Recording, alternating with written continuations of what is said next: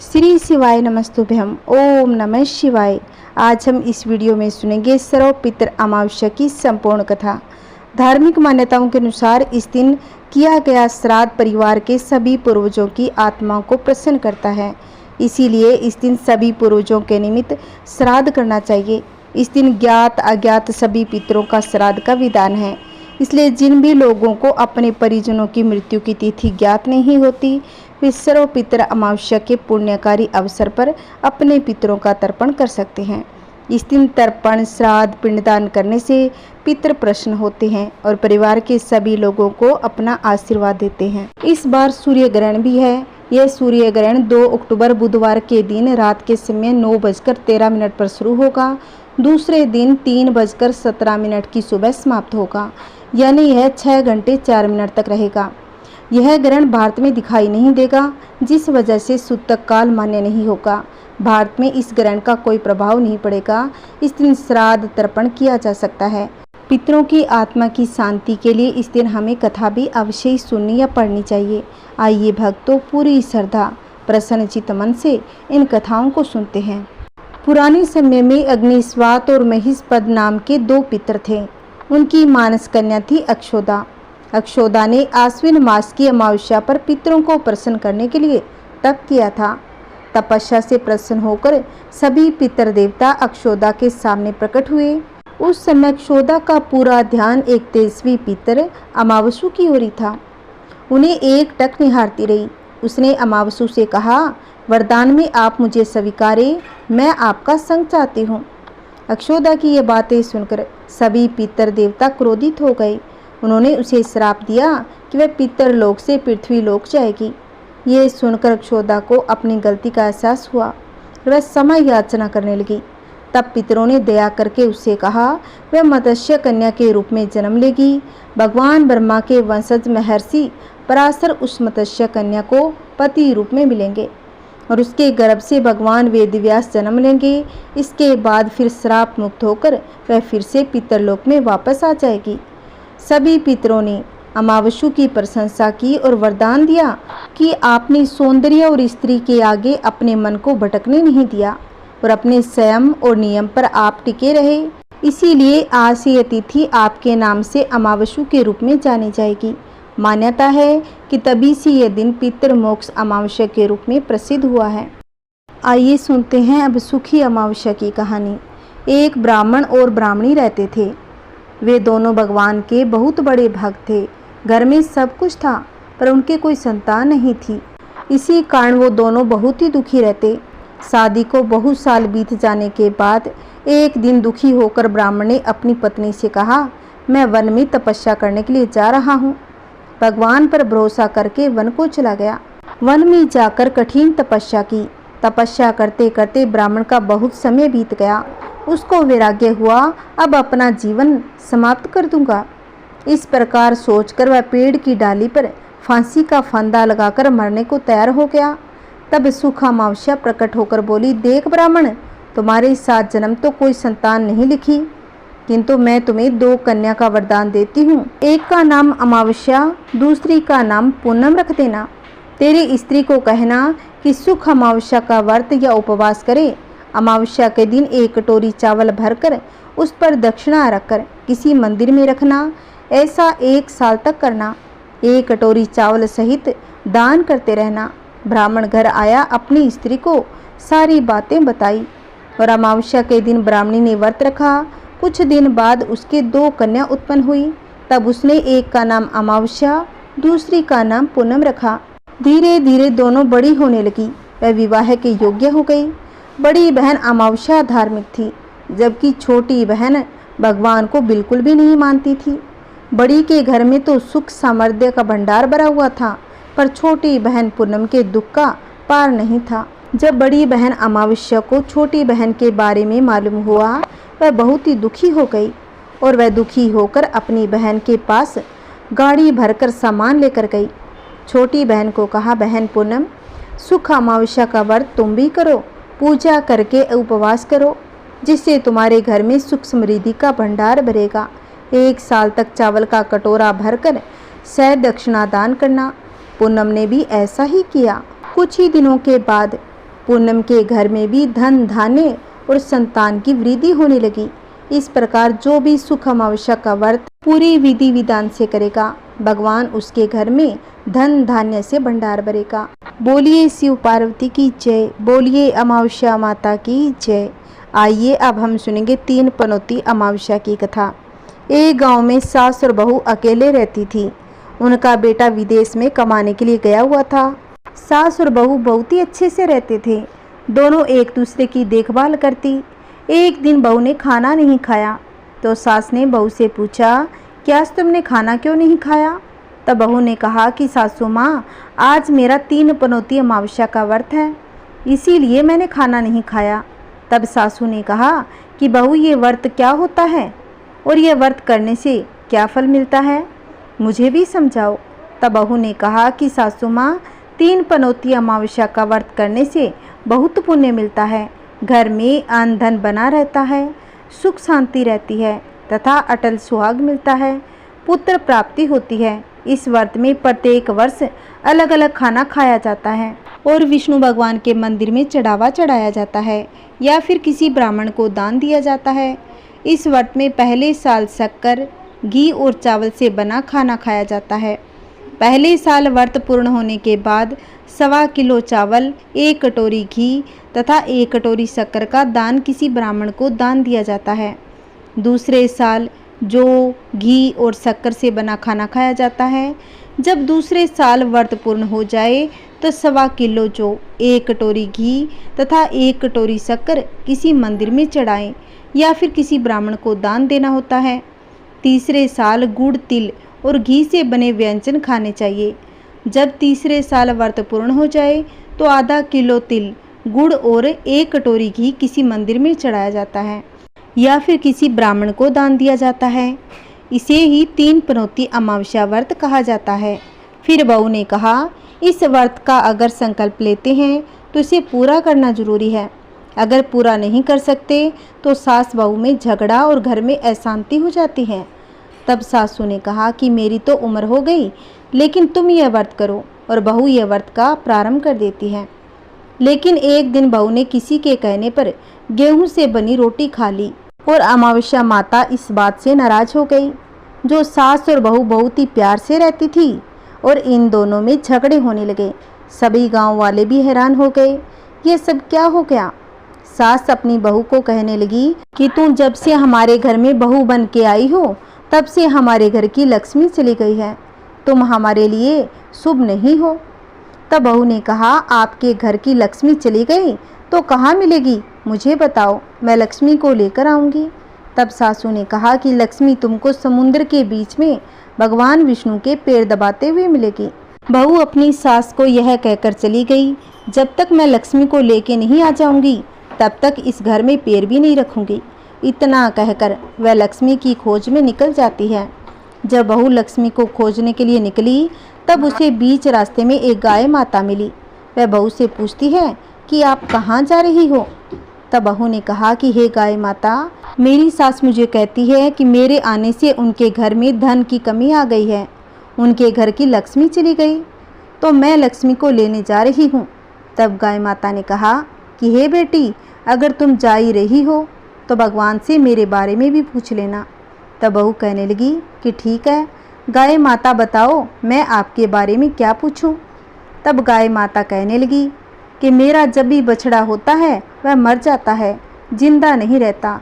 तुम भगवान से पूछ लेना कि मेरे साथ ऐसा क्या हो गया कि मैंने ऐसे कौन से कर्म किए। तब बहू कहने लगी, हे गाय माता, मैं आपके बारे में ज़रूर पूछ लूँगी। यह कहकर बहू आगे बढ़ गई। अब आगे जाते ही बहू को एक घोड़ी मिलती है जिसके गले में घंटी बंधी हुई थी। घोड़ी ने भी कहा कि बेटी, तुम मेरे दुख का निवारण भी भगवान से पूछ लेना। तब बहू ने कहा कि ज़रूर पूछ लूँगी। यह कहकर बहू आगे बढ़ गई। आगे जाते ही बहू को एक अंधा और बहरा बुजुर्ग मिला।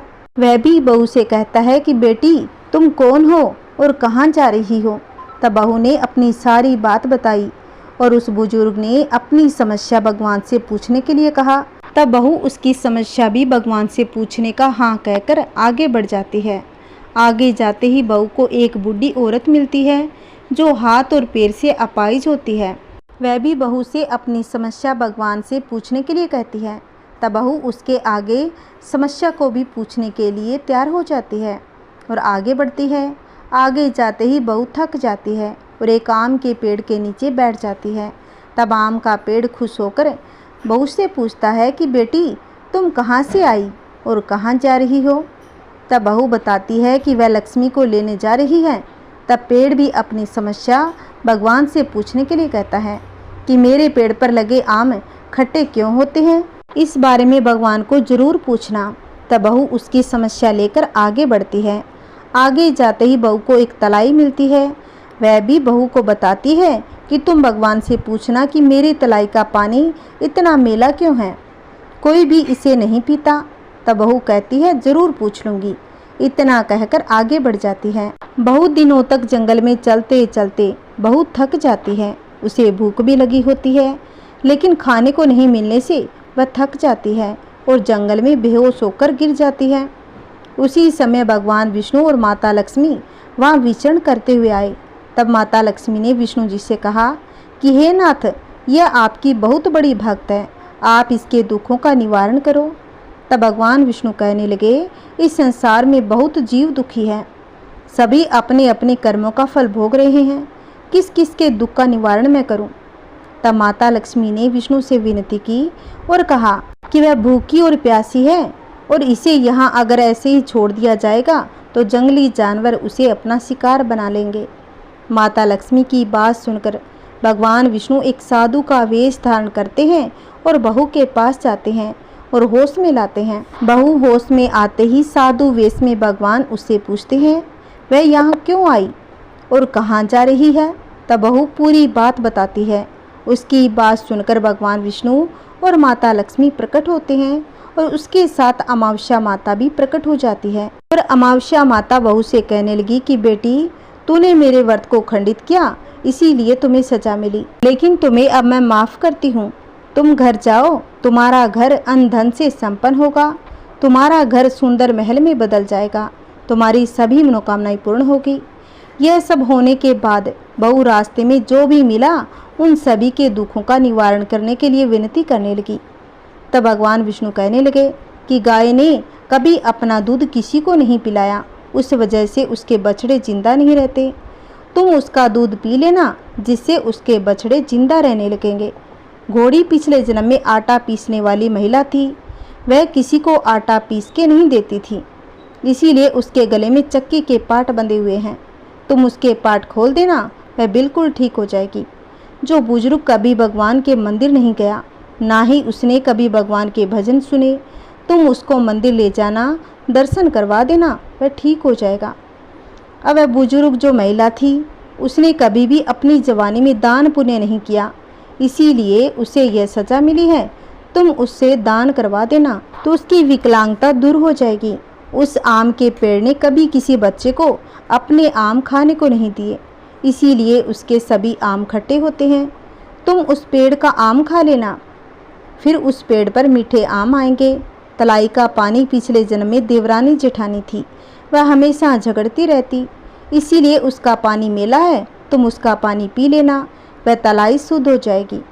बहू ने भगवान विष्णु, माता लक्ष्मी और अमावस्या माता को नमन करके घर जाने के लिए निकलती है और रास्ते में उसे जो जो मिला उनके सभी समस्या भगवान से कहा अनुसार दूर करती है। सभी उसे आशीर्वाद देते हैं और घर जाते ही उसका घर एक सुंदर महल में परिवर्तित हो गया तथा घर में अन्न धन भरा मिला। और बहू सासू से कहने लगी, सासू माँ, आपने सच्ची कहा था, मैं आपके लिए शुभ नहीं हूँ, मेरे जाने से ही आपके घर में लक्ष्मी आई है। सासू माँ, अब आप यहाँ रहे, मैं तो मरने जा रही हूँ। तब सासू ने कहा कि बेटी, यह सब तुम्हारे 3 पनौती अमावस्या व्रत करने का फल है, तो हमें मिला है, तुम यहाँ पर ही रहोगी, कहीं नहीं जाओगी। सास बहू खुशी खुशी से रहने लगी। एक दिन उसका बेटा भी विदेश से लौट आया। घर में यह सब देखा तो उसकी माँ ने सब बातें उसे बताई। इस तरह वह लोग खुशी खुशी रहने लगे। जैसे अमावस्या माता ने इन सास बहू को दिया, वैसा भगवान सबको दे। कहानी कहते, कहानी सुनते, हुंकार भरते, सबके घर में अन्न धन का भंडार भरे। बोलिए अमावस्या माता की जय। आइए अब हम सुनेंगे पितृपक्ष की एक पौराणिक कथा। श्री कृष्ण भगवान ने कहा कि आत्मा कभी मरती नहीं, ये बस एक शरीर से दूसरे शरीर में बदलती है। इसलिए आप अपने पूर्वजों को जब भी कुछ अर्पित करते हो तो उन्हें मिलता है। इसी संबंध में एक कथा सुनते हैं। पितृपक्ष की लोक कथा के अनुसार जोगे तथा भोगे दो भाई थे। दोनों अलग अलग रहते थे। जोगे धनी था, भोगे थोड़ा निर्धन था। दोनों में बहुत प्रेम था। जोगे की पत्नी को धन का अभिमान था, किंतु भोगे की पत्नी बड़ी सरल हृदय की थी। पितृपक्ष आने पर जोगे की पत्नी ने उससे पितरों का श्राद्ध करने के लिए कहा, तो जोगे इसे व्यर्थ का कार्य समझकर टालने की चेष्टा करने लगा। किंतु उसकी पत्नी समझती थी, यदि ऐसा नहीं करेंगे तो लोग बातें बनाएंगे। फिर उसे अपने मायके वालों को दावत पर बुलाने, अपनी शान दिखाने का यही उचित अवसर लगा। अतः वह बोली, आप शायद मेरी परेशानी की वजह से ऐसा कह रहे हो, किंतु इसमें मुझे कोई परेशानी नहीं होगी। मैं भोगे की पत्नी को बुला लूँगी, दोनों मिलकर सारा काम कर लेंगी। फिर उसने जोगे को अपने पीहर न्योता देने के लिए भेज दिया। दूसरे दिन उसके बुलाने पर भोगे की पत्नी सुबह सवेरे आकर काम में जुट गई। उसने रसोई तैयार की, अनेक पकवान बनाए, फिर सभी काम निपटाकर अपने घर आ गई, क्योंकि उसे भी पितरों का तर्पण करना था। जब पितर भूमि पर उतरे, जब वे जोगे के यहाँ गए तो देखा उसके ससुराल पक्ष के सभी लोग भोजन पर जुटे हुए थे। वहाँ ये सब देखकर वे निराश हो गए। उसके बाद जोगे भोगे के पितर भोगे के यहाँ गए तो देखते हैं कि मात्र पितरों के नाम पर केवल अगियारी दे दी गई। पितर उसकी राख चाटते हैं, भूखे ही नदी के तट पर जा पहुँचे। कुछ देर बाद सारे पितर अपने अपने यहाँ का श्राद्ध ग्रहण करके इकट्ठे हो गए और बताने लगे कि उनकी संतानों ने किस किस तरह से उनके लिए श्राद्धों के पकवान बनाए। जोगे भोगे के पितरों ने भी अपना सारा कुछ बताया। उन्होंने सोचा, अगर भोगे निर्धन न होता, श्राद्ध करने में समर्थ होता, तो शायद उन्हें भूखा वापस नहीं आना पड़ता, क्योंकि भोगे के घर में तो खाने के लिए भी 2 जून की रोटी नहीं थी। ये सारी बातें सोचकर पितरों को भोगे पर दया आ गई। अचानक वे नाच नाच कर गाने लगे, भोगे के घर धन हो जाए, भोगे के घर धन हो जाए। सांझ होने को हुई। भोगे के बच्चों को कुछ भी खाने को नहीं मिला था। उन्होंने माँ से कहा, माँ भूख लगी है। तब उन्हें टालने की गरज से भोगे की पत्नी ने कहा, जाओ जाओ, आंगन में होदी औंधी रखी हुई है, उसे जाकर खोल लो और जो कुछ मिले बंटवारा कर खा लेना। बच्चे वहां पहुंचे तो क्या देखते हैं कि होंदी मोहरों से भरी पड़ी है। वे दौड़े दौड़े माँ से कहने लगे कि माँ उस होंदी में तो मोहरों से भरी पड़ी है। जब वह दौड़कर माँ के पास पहुंचे, उसे सारी बात बताई। आंगन में आकर भोगे की पत्नी ने यह सब कुछ देखा, वह भी आश्चर्यचकित रह गई। इस प्रकार भोगे भी धनी हो गया, मगर धन पाकर वह घमंडी नहीं हुआ। दूसरे साल का पितृपक्ष आया। श्राद्ध के दिन भोगे की स्त्री ने 56 प्रकार के व्यंजन बनाए। ब्राह्मणों को बुलाकर श्राद्ध किया, भोजन कराया, दक्षिणा दी। जेठ जेठानी को सोने चांदी के बर्तनों में भोजन कराया। इससे पितर बड़े प्रसन्न तथा तृप्त हुए। आइए भक्तों, अमावस्या के पवित्र अवसर पर आज हम सुनेंगे गंगा मैया की कहानी। हिंदू शास्त्रों में बताया गया है कि मृत्यु के बाद अगर अस्थि को गंगा में प्रवाहित कर दिया जाता है तो उसे मोक्ष की प्राप्ति होती है। आइए भक्तों, एक पौराणिक कथा सुनते हैं। एक दिन भगवान शिव और माता पार्वती हरिद्वार में घूम रहे थे। पार्वती जी ने देखा कि सहस्त्रों मनुष्य गंगा में नहा नहा कर हर हर कहते चले जा रहे थे, परंतु प्राय सभी दुखी पाप परायण हैं। पार्वती जी ने बड़े आश्चर्य से शिव जी से पूछा कि हे देव, गंगा में इतनी बार स्नान करने पर भी इनके पाप और दुखों का नाश क्यों नहीं हुआ? क्या गंगा में सामर्थ्य नहीं रही? शिव जी ने कहा कि प्रिय, गंगा में तो वही सामर्थ्य है, परंतु इन लोगों ने पाप नाशनी गंगा में स्नान ही नहीं किया, तब इन्हें लाभ कैसे होगा? पार्वती जी ने आश्चर्य कर कहा कि स्नान कैसे नहीं किया? सभी तो नहा नहा कर आ रहे हैं, अभी तक इनके शरीर भी नहीं सूखे। शिव जी ने कहा, ये केवल जल में डुबकी लगा कर आए हैं, तुम्हें कल इसका रहस्य समझाऊंगा। दूसरे दिन बड़े जोर की बरसात होने लगी। गलियां कीचड़ से भर गई। एक चौड़े रास्ते में एक गहरा गड्ढा था, चारों ओर लपटीला कीचड़ भरा था। शिवजी ने लीला से ही वृद्ध रूप धारण कर लिया। दिन विवश की तरह गड्ढे में जाकर ऐसे पड़ गए जैसे कोई मनुष्य चलता चलता गड्ढे में गिर पड़ा हो और निकलने की चेष्टा करने पर भी न निकल पा रहा हो। पार्वती जी को उन्होंने यह समझाकर गड्ढे के पास बिठा दिया कि देखो, तुम लोगों को सुना सुनाकर यूं पुकारती रहो कि मेरे वृद्ध पति इस गहरे गड्ढे में गिर पड़े हैं, कोई पुण्य आत्मा इन्हें निकाल कर इनके प्राण बचाए और मुझ ऐसाई की सहायता करे। शिवजी ने यह और समझा दिया, जब कोई गड्ढे में से मुझे निकालने को तैयार हो तब इतना और कह देना कि भाई, मेरे पति सर्वथा निष्पाप है, इन्हें वही छू सकता है जो स्वयं निष्पाप हो। यदि आप निष्पाप है तो इसके हाथ लगाइएगा, नहीं तो हाथ लगाते ही आप भस्म हो जाओगे। पार्वती जी तथास्तु कहकर गड्ढे के किनारे बैठ गई। आने जाने वालों को सुना सुनाकर शिवजी की सिखाई बात कहने लगी। गंगा में नहाकर लोगों के दल आ रहे थे। सुंदर युवती को यूं बैठी देखकर कईयों के मन में पाप आया। कई लोग लज्जा से डरे तो कईयों को कुछ धर्म का भय भी हुआ, कई कानून से डरे। कुछ लोगों ने तो पार्वती जी को यह भी सुना दिया कि मरने दे बुड्ढे को, क्यों उसके लिए रोती है। आगे और कुछ दयालु सच्चरित्र पुरुष भी थे। उन्होंने करुणावश हो युवती के पति को निकालना चाहा, परंतु पार्वती जी के वचन सुनकर वे वहीं रुक गए। उन्होंने सोचा कि हम गंगा में नहाकर तो आए हैं, तो क्या हुआ, पापी तो है ही, कई होम करते हाथ न जल जाए। बूढ़े को निकालने जाकर इस स्त्री के कथनानुसार हम स्वयं भस्म न हो जाए। किसी का साहस नहीं हुआ। सैकड़ों आए, सैकड़ों ने पूछा और चले गए। संध्या हो चली। शिवजी ने कहा, पार्वती देखा, आया कोई गंगा में नहाने वाला। थोड़ी देर बाद एक जवान हाथ में लोटा लिए हर हर करता हुआ निकला। पार्वती ने उसे वही बात कही। युवक का हृदय करुणा से भर गया। उसने शिवजी को निकालने की तैयारी की। पार्वती ने रोकर कहा कि भाई, यदि तुम सर्वथा निष्पाप नहीं हो तो मेरे पति को छूते ही चल जाओगे। और उसने उसी समय बिना किसी संकोच दृढ़ निश्चय कर पार्वती से कहा कि माते, मेरे निष्पाप होने में तुम्हें संदेह क्यों होता है? देखती नहीं, मैं अभी गंगा नहाकर आया हूँ।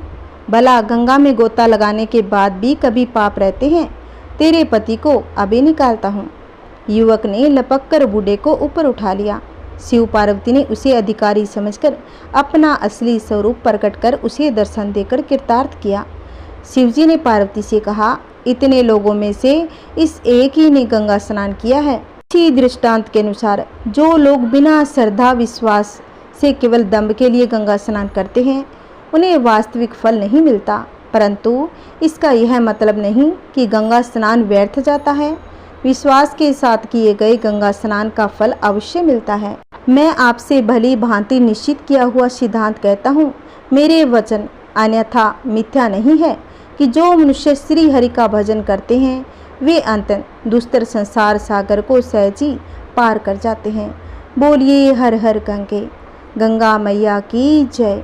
बोलिए शिव पार्वती की जय। ओम नमः शिवाय। आइए सुनते हैं गणेश भगवान की कहानी। एक समय की बात है, किसी गांव में एक भाई और बहन रहते थे। दोनों में बहुत प्रेम था। बहन का नियम था कि भाई का मुंह देखकर ही खाना खाती थी। रोज उठती, काम करती, फिर भाई के साथ भोजन करती। इस तरह समय बीते बीते बहन विवाह के योग्य हो गई। बहन की शादी पास ही के गांव में हो गई। बहन के परिवार वाले बहुत ही अच्छे थे। बहन ससुराल से रोज उठकर काम कर कर भाई का मुंह देखने जाती। रास्ते में खेजड़ी के झाड़ के नीचे विनायक जी की मूर्ति, तुलसी माता हरी भरी थी। पथवारी दही दूध में हिंडोले दे रही थी। ऊपर सूरज भगवान तप रहे थे। वो भाई का मुंह देखने जाती और कहती, हे विनायक जी महाराज, मेरे को अमर सुहाग अमर पीहर वासा देना। ऐसा कहती आगे बढ़ जाती। रास्ते में झाड़ियों के कांटे उसके पैर में चुभ जाते। घर गई, भाई का मुंह देखा और बैठ गई। भाभी ने पूछा, बाई जी पैरों में क्या हुआ? तो ननंद बाई सा बोलने लगी कि रास्ते में झाड़ियों के कांटे चुभ गए। इतना कहकर बहन चुप हो गई। थोड़ी देर बाद अपने घर वापस आ गई। भाभी पति को कहने लगी कि रास्ता साफ करवाओ, आपकी बहन जब आती है तो पैरों में कांटे चुभते हैं। कल से फिर ना चुभे, इसलिए आज ही आप रास्ता साफ करवा दीजिए। यह सुनते ही विनायक ने उसी वक्त कुल्हाड़ी उठाई और खेतों की घनी झाड़ियां काटकर रास्ता साफ कर दिया। लेकिन झाड़ियां काटते वक्त उसके हाथों से गलती हो गई और झाड़ियों के साथ साथ वह खेजड़ी के पेड़ वाली सुंदर गणेश जी की मूर्ति वहां से हटा दी गई। इससे विनायक जी महाराज नाराज हो गए और भाई के प्राण हर लिए। अगली सुबह जब अंतिम संस्कार हेतु गांव के लोग इकट्ठे होकर उस भाई को ले जा रहे थे, तब उसकी पत्नी रोते हुए कहने लगी, रुकिए, इनकी बहन आने वाली है। उसका नियम है कि वह अपने भाई का मुंह देखे बिना नहीं रह सकती। तब लोग कहने लगे, आज देख लेगी लेकिन कल क्या करेगी, किसका देखेगी। दूसरी तरफ उसकी बहन रोज की तरह अपने भाई से मिलने ससुराल से आ रही थी। रास्ते में आते वक्त उसे रास्ता साफ सुथरा दिखाई दिया, लेकिन जब उसका ध्यान रोज की तरह विनायक जी के स्थान पर गया, तब उसने देखा कि गणेश जी की मूर्ति अपने स्थान पर नहीं थी। फिर उसने तुरंत ही उस मूर्ति को ढूंढकर उसके नियमित स्थान पर स्थापित कर दिया। हाथ जोड़कर बोली, हे गणेश जी भगवान, मेरे जैसा अमर सुहाग, मेरे जैसा अमर पियर सबको दीजिए। इतना कहकर आगे बढ़ गई। अपने भक्त की बात सुनकर गणेश भगवान सोचने लगे, अगर मैंने आज इसकी नहीं सुनी तो मुझे कल कोई नहीं मानेगा, कोई नहीं पूछेगा। तब गणेश जी ने बहन को आवाज़ दी और बोले, सुनो बेटी, जाते जाते इस खेजड़ी की 7 पत्तियां लेकर जाओ, उसे कच्चे दूध में घोलकर अपने भाई के ऊपर छींटे मार देना, वह उठकर बैठ जाएगा। यह आवाज़ सुनते ही बहन इधर उधर देखने लगी, पर उसे आसपास कोई भी दिखाई नहीं दे रहा था। फिर उसने सोचा, ठीक है, जैसा सुना है वैसा कर देती हूँ, इसमें क्या जाता है। वह खेजड़ी की 7 पत्तियां तोड़कर अपने भाई के घर गई। मायके पहुंचते ही उसने देखा कि भाई के घर गांव के लोग इकट्ठा हुए थे। भाभी रो रही थी और सामने भाई का पार्थिव शरीर रखा था। बहन ने तुरंत सुनी हुई आवाज़ के हिसाब से खेजड़ी की 7 पत्तियां कच्चे दूध में घोलकर भाई पर छींटे मार दिए। उसके बाद एक बड़ा चमत्कार हुआ। गणेश भगवान की कृपा से भाई उठकर बैठ गया। उठते ही अपनी बहन से बोला कि बहन, मुझे तो बहुत ही गहरी नींद आ गई। यह सुनकर बहन बोली कि इस तरह की नींद भगवान किसी दुश्मन को भी ना दे। बाद में उसने अपने भाई को पूरी कहानी बताई। फिर उसके भाई ने भगवान गणेश जी से क्षमा मांगी। उसके बाद भाई भी गणेश भगवान की पूजा पाठ करने लगा और सुखपूर्वक जीवन व्यतीत करने लगे। बोलिए गणेश भगवान की जय। जैसे बहन को अमर सुहाग अमर पीहर दिया, वैसे सभी को देना। कहानी कहते कहानी सुनते हुंकार भरते सबके घर में सुख शांति बनाए रखना। आइए भक्तों, अब हम सुनेंगे पितृ चालीसा। हे पितरेश्वर, आपको दे दियो आशीर्वाद, चरणाशीष नवा दियो, रख दो सिर पर हाथ। सबसे पहले गणपत, पाछे घर का देव मनावा जी। हे पितरेश्वर दया राखियो, करियो मन की चाया जी। पितरेश्वर करो मार्ग उजागर, चरण रज की मुक्ति सागर। परम उपकार पितरेश्वर की ना, मनुष्य योनि में जन्म दीना। मातृ पितृ देव मन जो भावे, सोई अमित जीवन फल पावे। जय जय जय पितर जी साई, पितर ऋण बिन मुक्ति नाही। चारों ओर प्रताप तुम्हारा, संकट में तेरा ही सहारा। नारायण आधार सृष्टि का, पितर जी अंश उसी दृष्टि का। प्रथम पूजन प्रभु आज्ञा सुनाते, भाग्य द्वार आप ही खुलवाते। झुंझुनों में दरबार है साजे, सब देवों संग आप विराजे। प्रसन्न होए मनवांछित फल देना, कुपित होए बुद्धि हर लेना। पितर महिमा सबसे न्यारी, जिसका गुण गावे नर नारी। 3 मंड में आप विराजे, बसु रुद्र आदित्य में साजे। नाथ सकल संपदा तुम्हारी, मैं सेवक समेत सुत नारी। 56 भोग नहीं है भाते, शुद्ध जल से ही तृप्त हो जाते। तुम्हारे भजन परम हितकारी, छोटे बड़े सभी अधिकारी। भानु उदय संग आप पुजावे, 5 अंजुलि जल रिझावे। ध्वज पताका मंडपे है साजे, अखंड ज्योति में आप विराजे। सदियों पुरानी ज्योति तुम्हारी, धन्य हुई जन्मभूमि हमारी। सईद हमारे यहाँ पुजाते, मातृभक्ति संदेश सुनाते। जगत पितरों सिद्धांत तुम्हारा, धर्म जाति का नहीं है नारा। हिंदू मुस्लिम सिख ईसाई, सब पूजे पितर भाई। हिंदू वंश में वृक्ष है हमारा, जान से ज्यादा हमको प्यारा। गंगा यमुना प्रदेश की, पितर तर्पण अनिवार्य परिवेश की। बंधु छोड़ना इनके चरणवा, इन्हीं की कृपा से मिले प्रभु शरणा। चौदस को जागरण करवाते, अमावस को हम धोख लगाते। जात जुड़ूला सभी मनाते, नांदी मुख श्राद्ध सभी करवाते। धन्य जन्मभूमि का वो फूल है, जिसे पितर मंडल की मिली धूल है। श्री पितर जी भक्त हितकारी, सुन लीजिए प्रभु अरज हमारी। निस्तिन ध्यान धरे जो कोई, तासम भक्त और न कोई। तुम अनाथ के नाथ सहाई, दीनन के हो तुम सदा सहाई। चारिक वेद प्रभु के साखी, तुम भक्तन की लज्जा राखी। नाम तुम्हारो लेत जो कोई, तासम धन्य और नहीं कोई। जो तुम्हारे नित पाँव पे लौटत, नवो सीधी चरणा में लोटत। सिद्धि तुम्हारी सब मंगलकारी, जो तुम पे जावे बलिहारी। जो तुम्हारे चरणा चितलावे, ताकि मुक्ति अवसी जो पावे। सत्य भजन तुम्हारो जो गावे, सो निश्चय चारों फल पावे। तुम ही देव कुल देव हमारे, तुम ही गुरुदेव प्राण से प्यारे। सत्य आसमिन जो होई, मनवांछित फल पावे सोई। तुम्हारी महिमा बुद्धि बढ़ाई, से सहस्त्र मुख सके न गाई। मैं अति दीन मलिन दुखियारी, करूँ कौन विधि विनय तुम्हारी। अब पितर जी दया दीन पर कीजिए, अपनी भक्ति शक्ति कछु दीजिए। पितरों को स्थान दो तीर्थ और स्वयं ग्राम, सरदा सुमन चढ़े वहाँ पूर्ण हो सब काम। झुंझुनू धाम विराजे है पितर हमारे महान, दर्शन से जीवन सफल हो पूजे सकल जहान। जीवन सफल हो चाहिए चले झुंझुनू धाम, पितर चरण की धूल ले हो जीवन सफल महान। जय श्री कृष्णा, राधे राधे। ओम नमः शिवाय। बोलिए पितरों की जय।